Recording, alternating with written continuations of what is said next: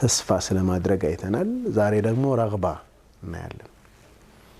አላህ Subhanahu Wa Ta'ala ስለ ነብዩላህ ያህያ እና ዘከሪያ ታሪክ ሲነግረን ወዘከሪያ إذ نادى ربه يا زكريا كو አምላኩን በጠራ ጊዜ ይላል ረቢ ላ ተዘርኒ ፈርደን ጌታዬ ብቻዬን አትተወኝ ምክንያቱም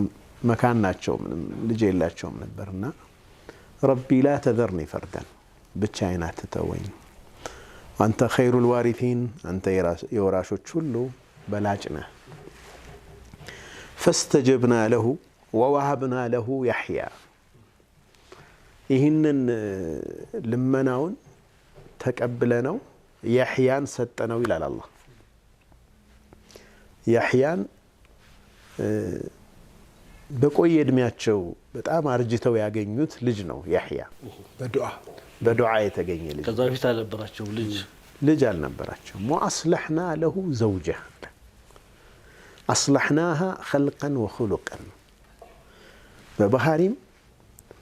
ባፈጣጠርም ውስጥ ባለው አሁን 80 ዓመት ምናምን የሆናት ሴት ማህፀኗ ልጅ የመያዝና የማስተናገድ እድሉ በጣም በቃ የለም ኦልሞስት ያንን አስተካክል ነው أصلحنا له زوجه يحيى ሰጠነው አለ አላህ إنهم كانوا يسارعون في الخيرات ስለ ቤተሰቡ ሲናገር እነሱ እኮ በመልካም ነገር የሚሽቀዳደሙ ነበሩ ويدعوننا رغبا ورهبا በመከጀልና በመፍራት በመስጋት ውስጥ ሆነው እኛን ይለምኑናል አለ አላህ ረግባ